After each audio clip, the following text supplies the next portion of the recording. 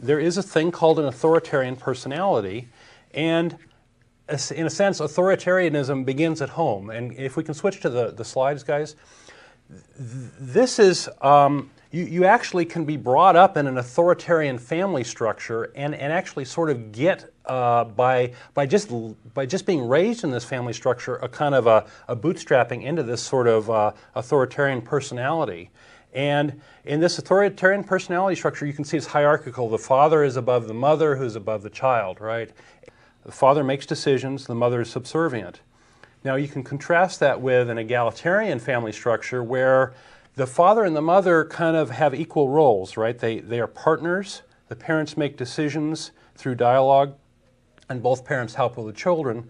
So, and this is, I think, the really heart of it, that in an egalitarian household, children learn to make up their own minds because they see the parents have a dialogue, and no one parent's always right, and so they have to learn to determine right and wrong for themselves.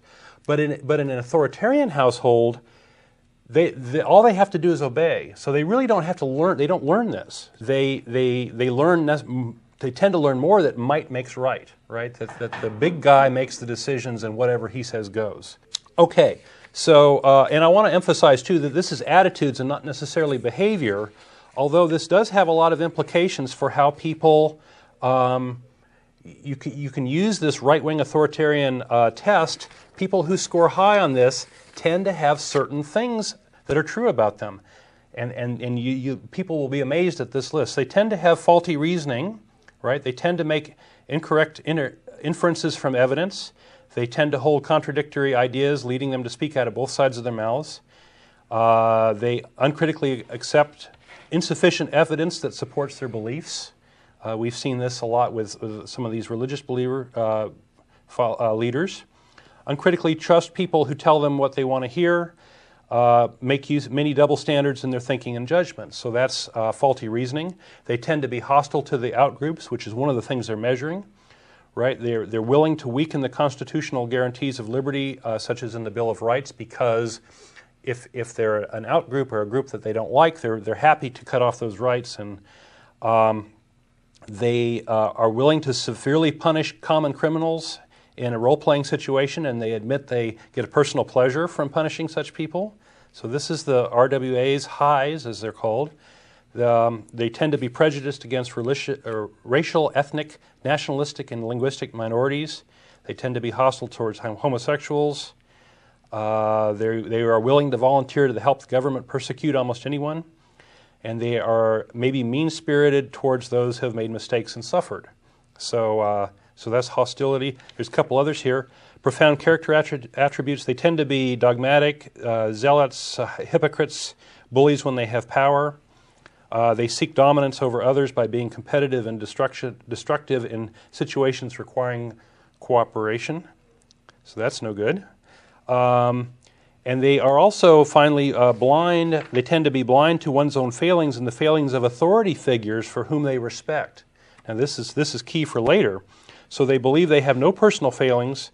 They avoid learning about their personal failings, which would presumably help them overcome them over time, right? They might be highly self-righteous, or they might use religion to ease guilt over their acts and maintain their self-righteousness. So this is some of the implications of this sort of family structure, is that if you end up with this right-wing authoritarian personality in your later life, you're going to have these sort of, I would say they're flaws. I would say honestly that most of the things I just mentioned are really character flaws, and they can have a bad effect in the long run. So that's the right-wing authoritarian and personality.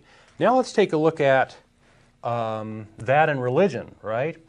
So I would claim now that this right-wing authoritarianism both has an interesting relationship to religion, which we'll talk about next, and also has an interesting relationship to politics, right? And in a sense, it sort of intersects with the worst of both of those, right? So in religion, we have an authoritarian family structure is actually also very, very good for transmitting religion from the parents to the child. Generally, in an authoritarian family structure, you end up with the father more or less dictating the religion to the children and to the family. Children tend to get used to hierarchies and fiats and all this structure. They tend to be loyal to the family. They tend to be loyal to the religion. There's potentially less, in authoritarian families, there tends to be less education, less exposure to alternative views because you don't have this dialogue between the parents.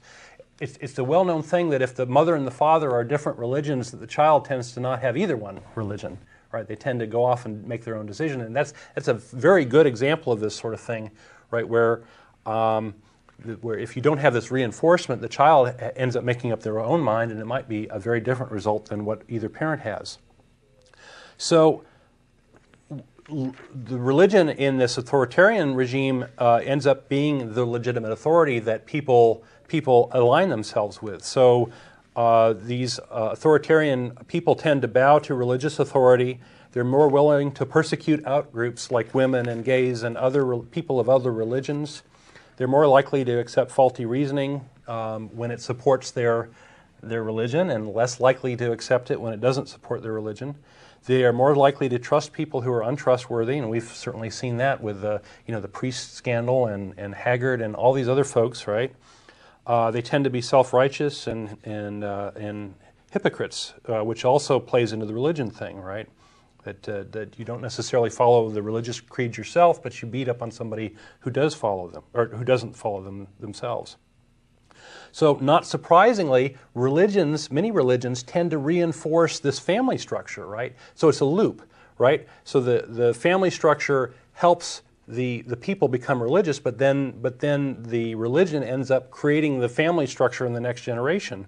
So here's another slide where you see this in a graphical format. God is over Christ, which is over the man, which is over the woman, and these cones extending down are the sort of spheres of authority. So 1 Corinthians 11:3, but I would have you know that the head of every man is Christ, and the head of every woman is the man, and the head of Christ is God. So that's more or less that last slide. So let's hear some Pat Robertson quotes along the same lines. I know this is painful for the ladies to hear, but if you get married, you have accepted the headship of a man, your husband. Christ is the head of the household, and the husband is the head of the wife, and that's the way it is, period. So my point here is that authoritarianism and this religious right or this religion stuff ends up reinforcing each other. The one thing that this does, in addition to promoting the continuing propagation of religion and generating perhaps more bullies, is it generates victims. By training kids to accept authority figures, you're putting them in a position where when somebody comes along and tells them something and they seem to be in a position of authority, or they are in fact in a position of authority, they're more likely to just believe it. And the same is true for sexual predators, where the priest or whoever, and I don't want to blame it all on priests, but they can use their position of authority to attack these children who have been essentially trained to accept some level of authority over them, in that sense. There is this funny correlation between this RWA, this right-wing authoritarianism personality. It doesn't tend to correlate with people who are democratic, meaning that the Democratic Party ends up having kind of a whole spectrum of these types of people, whether they score high on this or score low on this. The Republican Party, the voters tend to be across the spectrum as well, but as you enter politics and as you get higher up in the politics, the more likely you are to score high on this RWA in the Republican Party. And part of this is because of the way these parties work. These type people tend to crawl to the top. They tend to get promoted within this. So it's interesting that there is this correlation with this RWA personality and Republican leadership. And of course, this makes this whole RWA scale very controversial because people think that, oh, well, this is just beating up on Republicans. This is party politics.